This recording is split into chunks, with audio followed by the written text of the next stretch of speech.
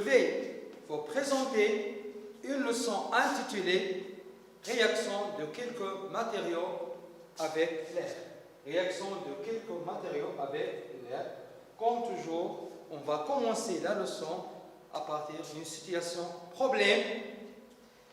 Soyez attentifs. Parfois dans l'air humide, surtout dans les villes côtières, les objets en fer sont recouverts d'une couche de rouille. À quoi est due la transformation des métaux dans l'air? Quels sont les facteurs qui favorisent la corrosion du fer? Comment expliquer ce phénomène et la nécessité de repeindre ces objets? Bien sûr, on passe à l'oxydation du fer dans l'air. Condition de la formation de la rouille. On réalise une expérience, c'est pour cela on va placer dans 4 tubes AIC 4 clous en fer identiques. Le premier tube A contient de l'air sec et le chlorure de calcium 1 litre pour absorber l'humidité. Le tube B contient de l'eau et l'air. Le tube C contient de l'eau salée et l'air. Le tube D contient de l'eau bouillie et l'eau plus une couche d'huile. Quelques jours plus tard, on observe que la rouille se forme dans le tube B et dans le tube C. Mais la rouille se forme dans le tube C plus que dans le tube B. Et ne se forme pas dans le tube A et dans le tube D. Comme déduction, l'air tout seul ne favorise pas la formation de la rouille. إذا الهواء لوحده لا يؤدي إلى ظهور الصدأ الحاد. Aussi, l'eau toute seule ne favorise pas la formation de la rouille. L'air humide, c'est-à-dire en présence de l'eau, favorise la formation de la rouille. La présence du sel l'accélère, c'est-à-dire le sel accélère la formation de la rouille. Comme conclusion, le fer se rouille quand il est en contact avec l'air humide. C'est le dioxygène de l'air qui intervient dans la formation de la rouille. Mais c'est comment? La formation de la rouille est une réaction chimique lente. C'est une réaction chimique lente appelée oxydation. Oxydation à froid. Elle est plus rapide avec de l'eau salée. Lorsqu'on a l'eau salée, le sel accélère la formation de la rouille. Le rôle du dioxygène dans la corrosion du fer, c'est pour cela qu'on va réaliser une expérience. On met une même masse de paille de fer.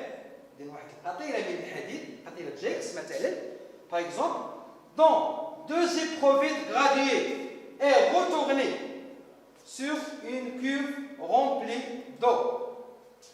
L'éprouvette numéro 1 contient de l'air. L'éprouvette numéro 2 contient le dioxygène. Le début de l'expérience, quelques jours plus tard, presque 8 jours, on observe une corrosion d'une partie du fer dans l'éprouvette graduée numéro 1 qui contient de l'air et une corrosion totale du fer dans l'éprouvette numéro 2 qui contient de l'eau. Et on a une montée presque totale de l'eau dans l'éprouvette numéro 2. Et dans l'éprouvette numéro 1, l'eau a monté de 1/5 de volume de l'éprouvette. L'eau a remplacé quoi? L'eau a remplacé le dioxygène qui a réagi avec la paille de fer pour la rouille. Dans le type numéro 1, contenant de l'air, au départ, le fer se rouille partiellement, juste ici. Et l'eau monte et occupe presque le 1/5 du volume total de l'éprouvette. Dans le type 2, rempli uniquement par le dioxygène, l'eau monte et occupe la totalité du volume de l'éprouvette et le fer se rouille de plus. L'eau ascendante dans l'éprouvette occupe la place du dioxygène réagit avec le fer pour donner la rouille, l'oxyde ferrique. On dit la rouille ou bien l'oxyde ferrique. Donc la rouille ou bien l'oxyde ferrique contient les atomes d'oxygène et les atomes de fer. Qu'en conclusion, dans un milieu humide en présence de l'eau, milieu humide, c'est-à-dire la présence de l'eau, le fer réagit avec le dioxygène pour donner la rouille, qui se compose essentiellement de l'oxyde ferrique de formule chimique Fe2O3. C'est-à-dire, les réactifs sont le fer et le dioxygène de l'air, et le produit, c'est l'oxyde ferrique Fe2O3. Le bilan de la réaction. Le fer réagit avec le dioxygène de l'air en milieu où on a de l'humidité pour donner l'oxyde ferrique. Donc les réactifs sont le fer et le dioxygène et le produit c'est l'oxyde ferrique. Bon, ou bien on dit le fer réagit avec le dioxygène en présence de l'humidité pour donner l'oxyde ferrique. On peut écrire l'équation chimique de la réaction, de cette réaction, en se basant sur les formules chimiques des réactifs et des produits. Le fer a pour symbole Fe, le dioxygène O2 et l'oxyde ferrique Fe2O3. Cette équation chimique n'est pas équilibrée, car la loi de la conservation des atomes en nombre n'est pas vérifiée. Alors, il faut l'équilibrer par des coefficients stoichiométriques qui sont des nombres naturels. On a Fe, le nombre d'atomes de fer dans le réactif, c'est un atome. Ici, on a 2. Je vais multiplier par 2. On a le nombre d'atomes d'oxygène dans les produits, c'est 3. Et dans les réactifs, c'est 2. Donc, je vais multiplier 2 par 3 sur 2. 2 fois 3 sur 2, c'est 3. Donc, on a 3 d'atomes d'oxygène dans les produits. Mais on a dit que les coefficients stoichiométriques doivent être des nombres naturels. Donc, je vais multiplier par 2 pour éliminer la virgule. Je vais multiplier seulement les coefficients stoichiométriques. J'obtiens 4 Fe plus 3 O2 et 2 Fe2O3. Donc, l'équation de la réaction chimique est équilibrée. On a 4 atomes de fer, 2 fois 2 c'est 4. 3 fois 2 c'est 6. 6 atomes d'oxygène. Ici encore 2 fois 3 c'est 6 atomes d'oxygène. On passe à la corrosion du fer et sa protection. Comment protéger le fer? On commence par la corrosion du fer. La réaction de corrosion est une réaction d'oxydation car l'un des réactifs est le dioxygène. La rouille est un matériau poreux. Qu'est-ce que ça veut dire poreux? منفذة للهواء. Perméable à l'air. Qui permet l'oxydation lente et progressive vers la profondeur. Oxydation, accéda. Cette réaction se poursuit jusqu'à la disparition totale du fer.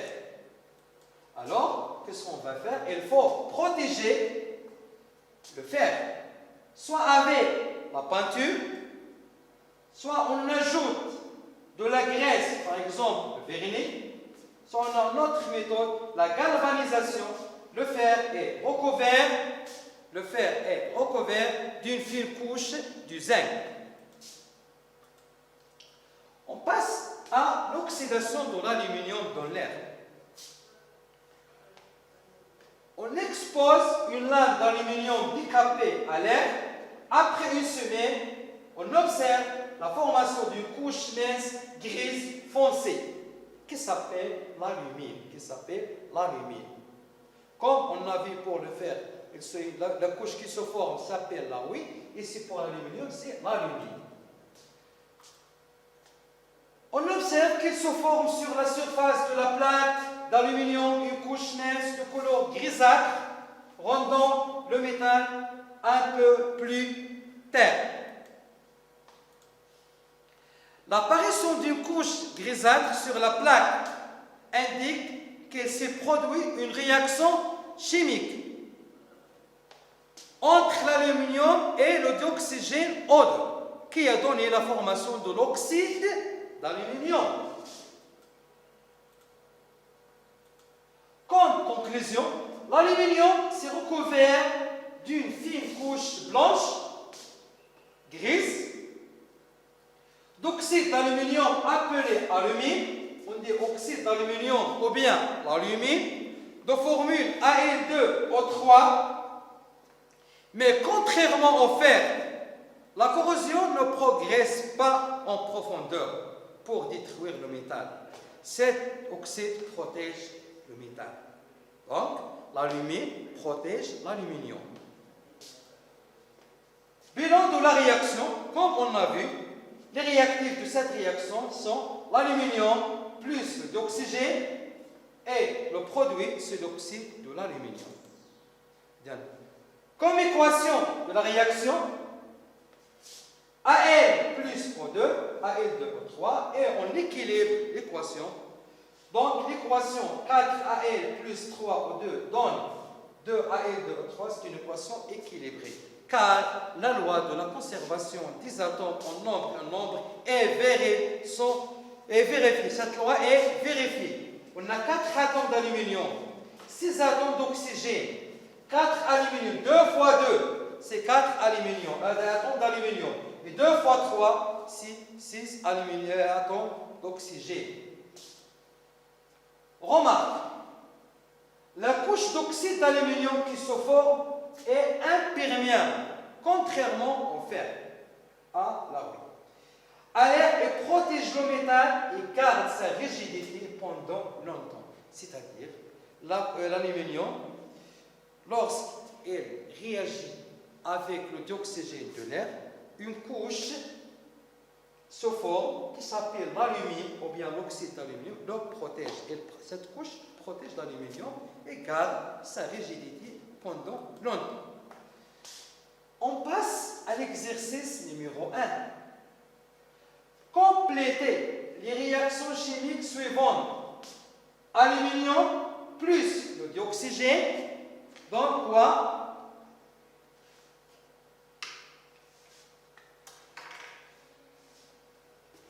Aluminium plus le dioxygène donne oxyde d'aluminium.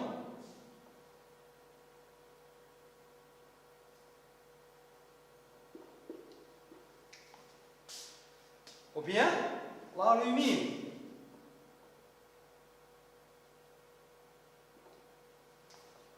Le fer plus le dioxygène donne l'oxyde ferrique.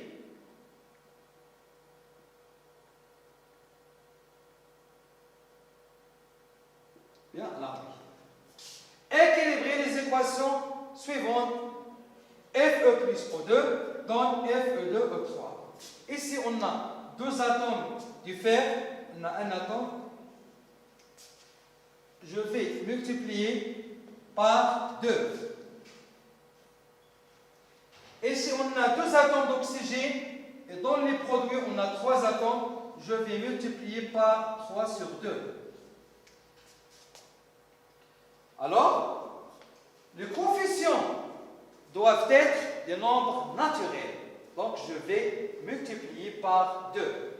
2 fois 2, c'est 4. 3 sur 2 fois 2, c'est 3.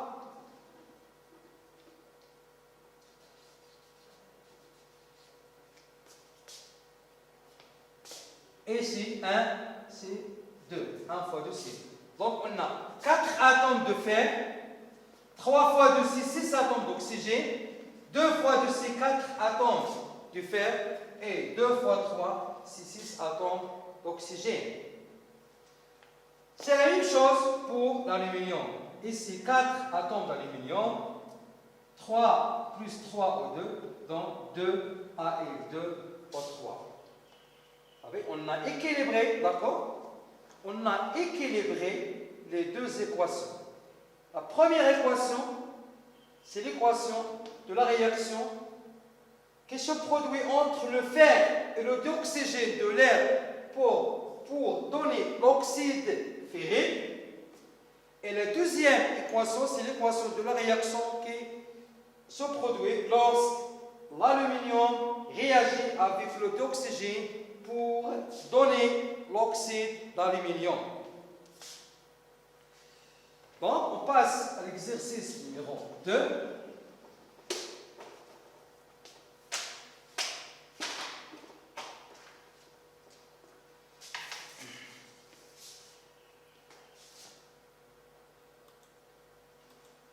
L'exercice numéro 2.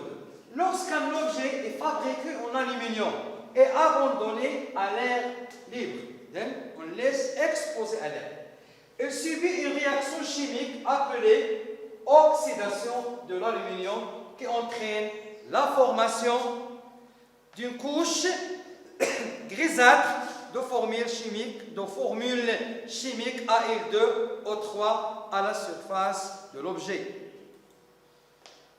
Quels sont les réactifs de cette réaction chimique? Quels sont les réactifs de cette réaction chimique? D'après l'énoncé de l'exercice, les réactifs sont l'aluminium et le dioxygène de l'air. Deuxièmement, écrire l'équation bilan de la réaction chimique produisant Al2O3, c'est-à-dire la réaction qui se produit, c'est lorsque l'aluminium réagit avec le dioxygène de l'air.